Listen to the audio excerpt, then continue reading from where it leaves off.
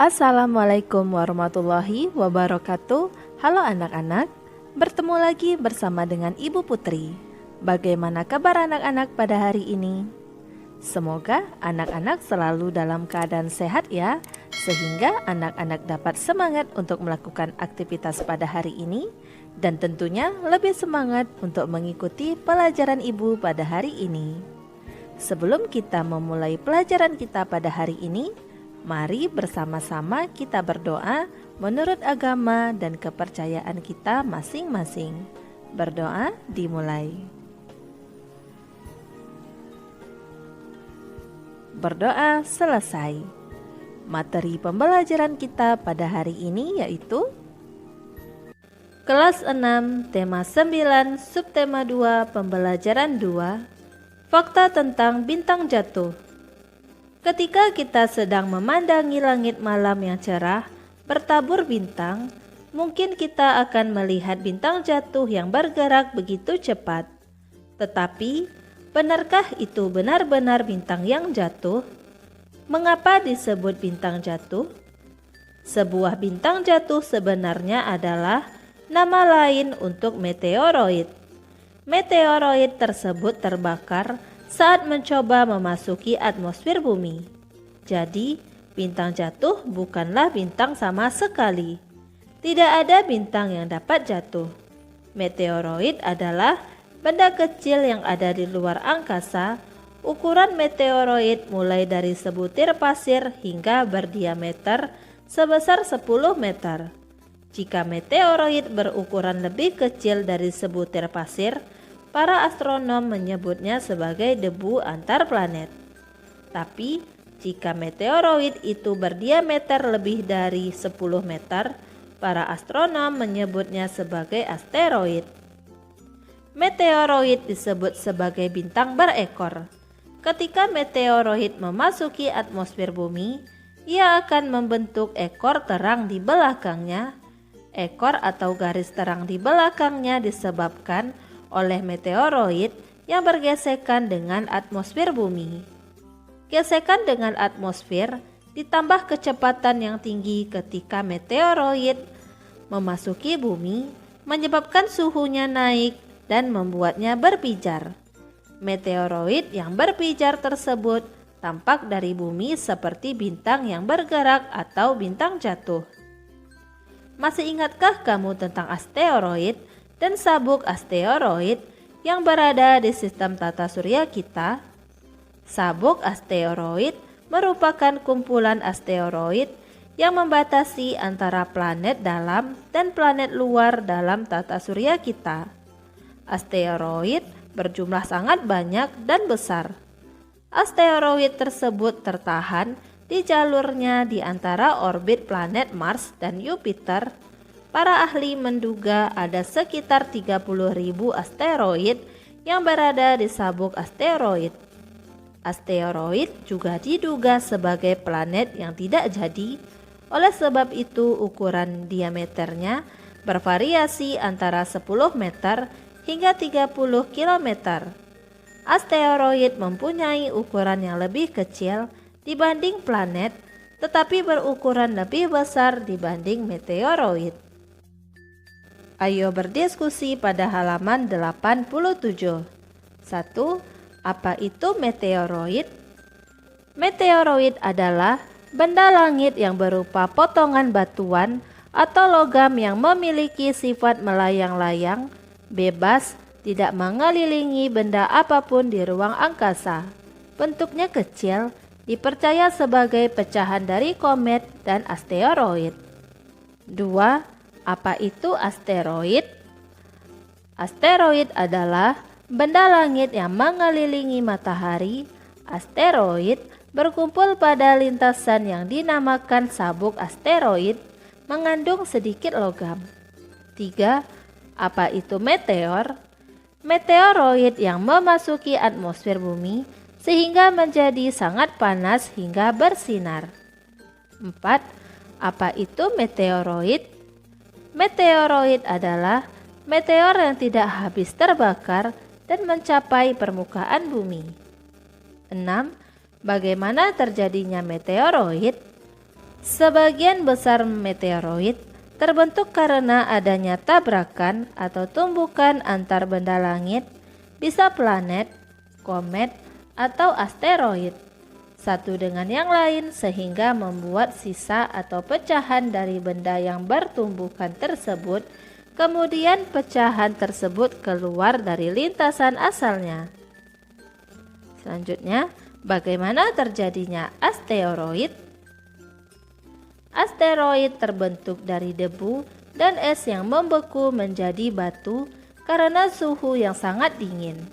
Asteroid merupakan sisa-sisa dari pembentukan tata surya sekitar 4,6 miliar tahun yang lalu. Awalnya ketika Jupiter terbentuk, aktivitas dan gravitasi Jupiter dengan Mars membuat komponen yang lebih kecil di antara mereka saling bertabrakan.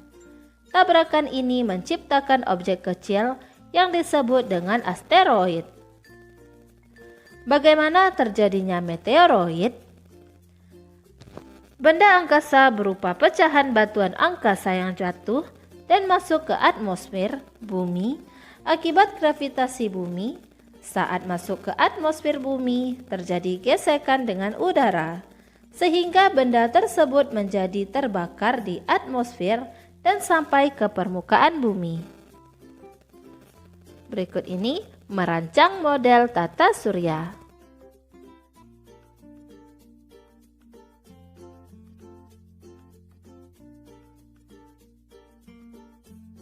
Teropong binokular dan bintang jatuh oleh Diana Caritas.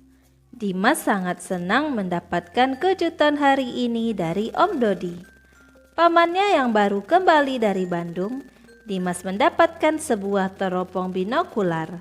Benda itu sudah lama ia idam-idamkan. Dimas tahu bahwa ia hampir tidak mungkin meminta dari ayah dan ibu karena benda itu sangat mahal. Tetapi pamannya yang bekerja di Boska Bandung sore itu membawakannya untuknya. Terima kasih Om, Dimas pasti akan menggunakan dan menjaganya dengan baik. Janji Dimas kepada pamannya sambil mencium tangan pamannya berkali-kali. Matanya berkaca-kaca. Om percaya kepadamu Dimas. Om tahu kamu ingin sekali mengamati bintang-bintang di langit. Makanya Om pilihkan yang lensanya mampu menangkap benda langit. Jelas Om Dodi. Wah, terima kasih sekali Om. Sebenarnya memang teropong binokular yang seperti ini yang Dimas inginkan. Teropong yang tidak hanya mampu menangkap benda jauh di daratan, tetapi juga di langit.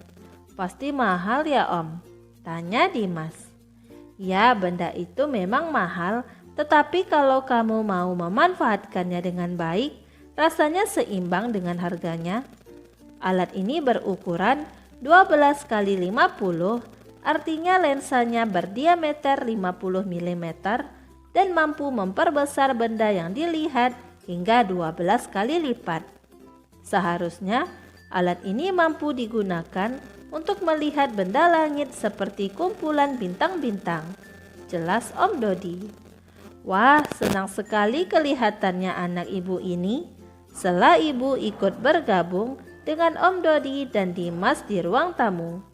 Berarti harapanmu yang pernah kamu ucapkan ketika kamu melihat bintang jatuh beberapa waktu lalu benar-benar terkabul ya Dim? Goda ibu. Oh ya, di mana Dimas melihat bintang jatuh? Rasanya sulit melihat bintang jatuh kalau di daerah sini, tanya Om Dodi agak heran.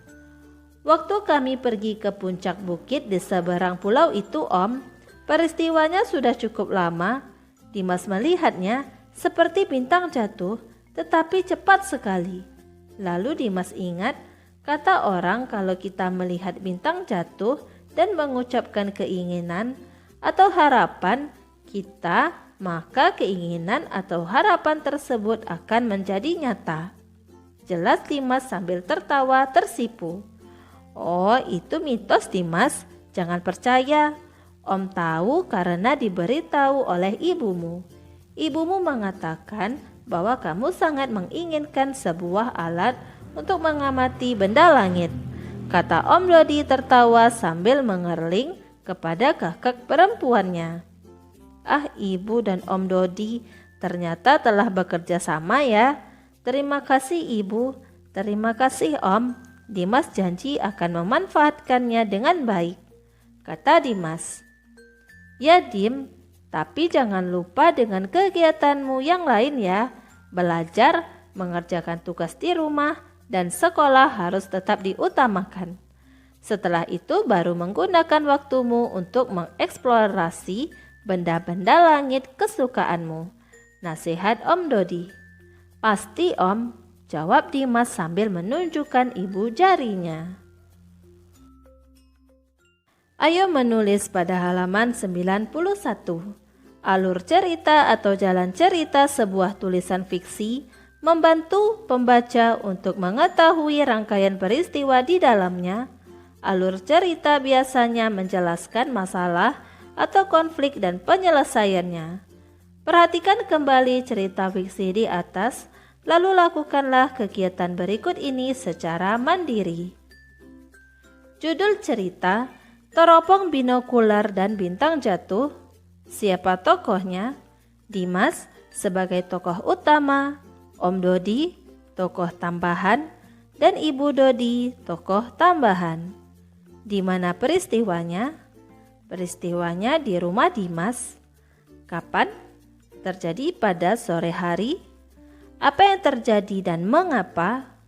Dimas sangat mengharapkan sebuah teropong binokular karena Dimas sangat senang mengamati bintang-bintang di langit. Dan bagaimana penyelesaiannya? Om Dodi memberi hadiah Dimas sebuah teropong binokular. Bacalah kembali cerita di atas dan juga hasil pekerjaanmu sebelumnya. Bayangkanlah kamu ada di dalam cerita itu dan ingin menjelaskannya kepada temanmu dengan menggunakan sebuah gambar. Gunakanlah imajinasimu untuk membuat gambar yang menjelaskan cerita di atas. Gunakanlah kotak di bawah ini untuk menggambarkannya, lalu berikanlah keterangan yang menarik di bawah gambarmu. Teropong binokular dan bintang jatuh. Dimas sangat senang mengamati bintang-bintang di langit. Dia sangat berharap mempunyai sebuah teropong. Suatu malam Dimas melihat bintang jatuh dan berdoa semoga keinginannya untuk bisa memiliki teropong bisa terpenuhi. Suatu sore Dimas mendapat hadiah teropong dari Om Dodi. Dimas sangat senang sekali mendapat hadiah dari Om Dodi dan memakainya untuk mengamati benda-benda di langit. Tukarkan gambarmu dengan temanmu yang lain dan mintalah pendapat mereka. Apakah ada persamaan dan perbedaan antara gambar dan keterangan yang kamu buat dengan milik temanmu? Diskusikan mengapa terjadi persamaan dan perbedaan. Terjadi persamaan karena dalam membuat gambar dan keterangan berpedoman kepada judul cerita dan berpedoman pada alur cerita. Terjadi perbedaan karena imajinasi tiap orang berbeda-beda. Jika kamu adalah penulis cerita di atas dan kamu diberikan kesempatan untuk mengubah jalan ceritanya, bagian manakah yang ingin kamu ubah? Akan seperti apakah cerita di atas jika kamu ubah? Cobalah untuk menuliskannya di tempat yang disediakan berikut ini. Dimas adalah seorang anak yang suka sekali mengamati bintang-bintang di langit. Seringkali dia mengamati benda-benda langit pada malam hari di teras rumahnya. Kegiatan ini sering membuat ibunya jengkel karena Dimas jadi lupa untuk belajar atau mengerjakan pekerjaan rumahnya, sehingga nilai dan peringkat kelasnya menjadi melorot.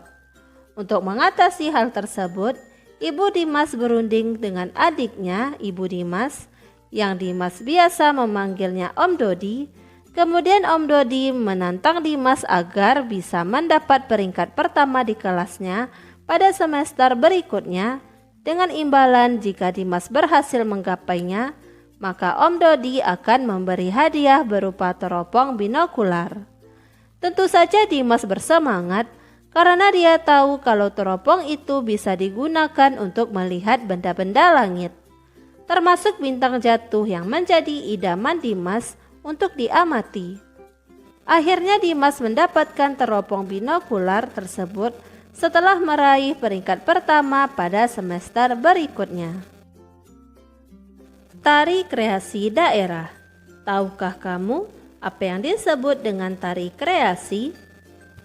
Tari kreasi juga disebut sebagai tari modern, tidak seperti tari tradisional yang memiliki pakem dan aturan tertentu yang harus diikuti.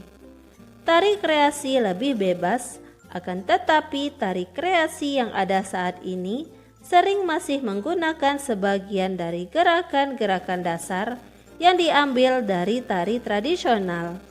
Hal ini disebabkan karena pengaruh budaya tradisi Indonesia yang masih sangat kuat. Pernahkah kamu melihat pergelaran tari kreasi di daerahmu?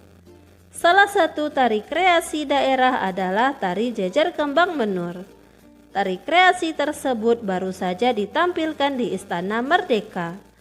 Tarian tersebut dibawakan dalam rangka merayakan kemerdekaan Republik Indonesia yang ke-72 bulan Agustus 2017. Tari ini merupakan tari kreasi dari tari gandrung.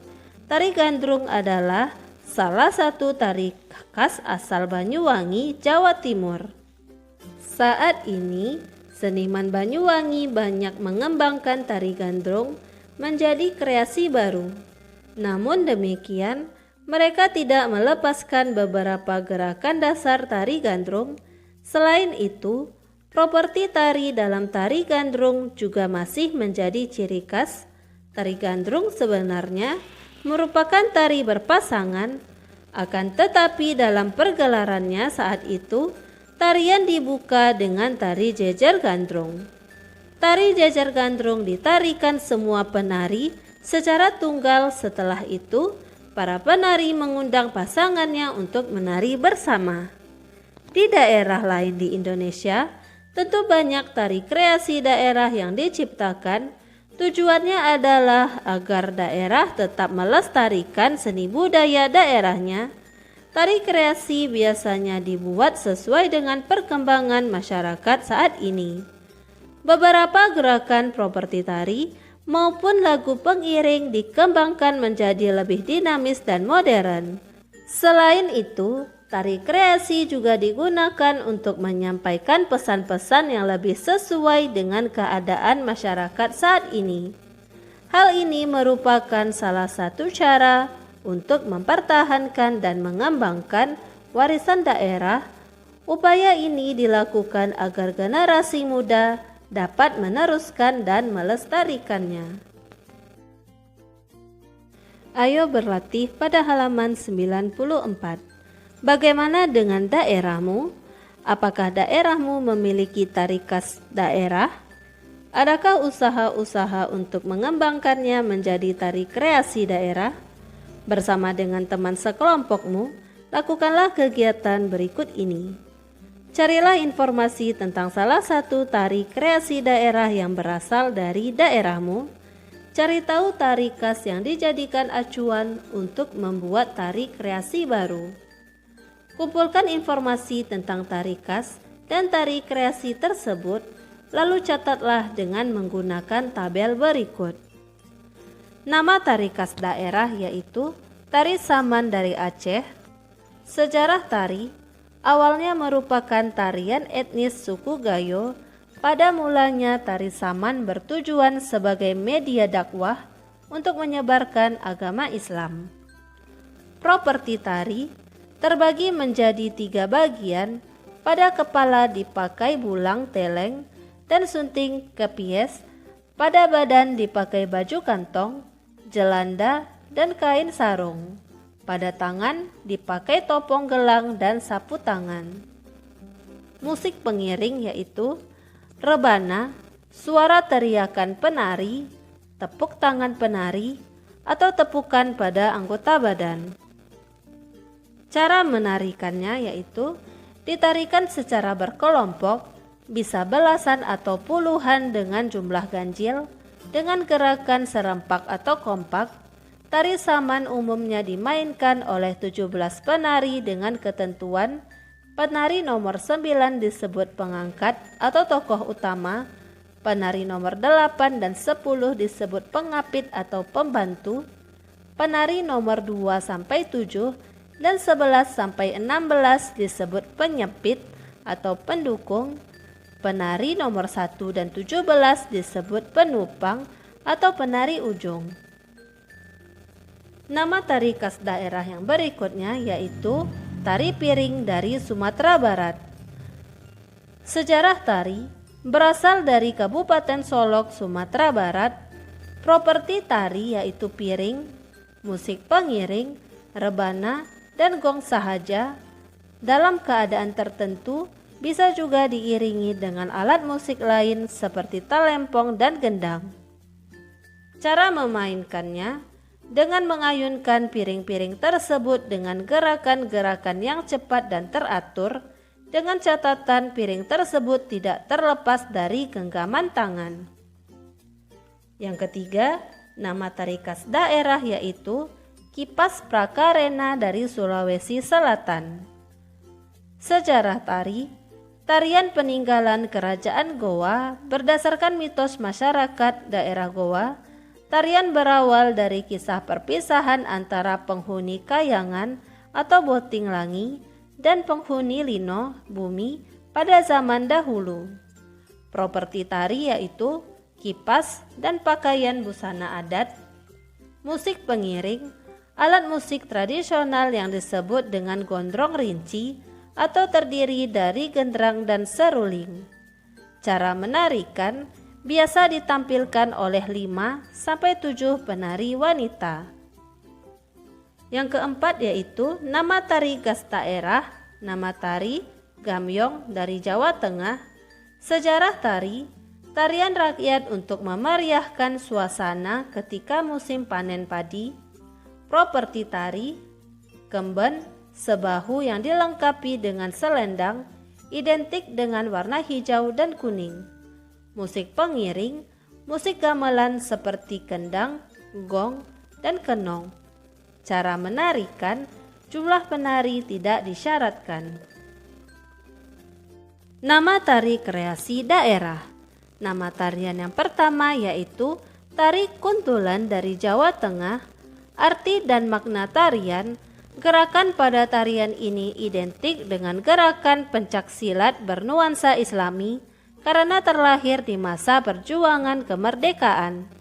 Properti tari, seragam khas putih-putih, kalung kace, kain dan mote, ubal, bersepatu dan berkaos kaki putih, gelang, berbahan kain, ikat pinggang, celana panjang putih, dan kipas. Musik pengiring, kenting, kentung rebana, gendang, kecer, beduk, dan vokalis. Cara menarikan, menari secara berkelompok, jumlah penari minimal 10 orang. Gerakan tarian berupa gerakan bela diri yang disamarkan. Yang kedua, nama tarian yaitu tari kupu-kupu dari Bali. Arti dan makna tarian mengekspresikan kehidupan kupu-kupu biru tua atau menggambarkan kedamaian, eksotisme, dan keindahan. Properti tari, kemben dengan bawahan kain batik. Di bagian kepala dilengkapi dengan semacam mahkota yang memiliki 2 antena menyerupai bentuk kepala kupu-kupu, warna kostum cerah, selendang atau sampur. Musik pengiring yaitu gamelan Bali. Cara menarikan dimainkan secara berkelompok oleh 5 orang wanita. Yang ketiga, tari Yosim atau Yospan dari Papua. Arti dan makna tarian menceritakan tentang kedua orang bujang yang sedang mencari cinta sejatinya dalam tariannya. Properti tari, busana tradisional yang terbuat dari akar atau daun, aksesoris berupa penutup kepala, kalung, dan lukisan tubuh bercorak etnis khas Papua. Musik pengiring, gitar, stem bass, ukulele, tifa, diiringi nyanyian lagu. Cara menarikan, gerakan dalam tari Yospan awalnya masih menggunakan gerakan dalam tari Yosim dan tari pacar. Namun seiring perkembangannya, gerakan semakin bervariatif, gerakannya energik, penuh semangat dan dinamis. Yang keempat yaitu tari payung dari Sumatera Barat. Arti dan makna tarian mengisahkan sepasang bujang yang sedang mencari jodohnya. Properti tari yaitu payung, selendang, kostum atau busana adat. Musik pengiring, gong, rebana, akordion, gendang, dan gamelan khas Padang. Cara menarikan biasa dilakukan oleh 3-4 penari yang dilakukan secara berpasangan antara pria dan wanita. Demikianlah materi yang dapat Ibu sampaikan pada hari ini. Semoga apa yang telah Ibu sampaikan pada hari ini dapat bermanfaat untuk dirimu dan menambah ilmu pengetahuanmu. Jika dalam penyampaian materi ada tutur kata Ibu yang kurang berkenan, Ibu mohon maaf. Akhir kata, wassalamualaikum warahmatullahi wabarakatuh.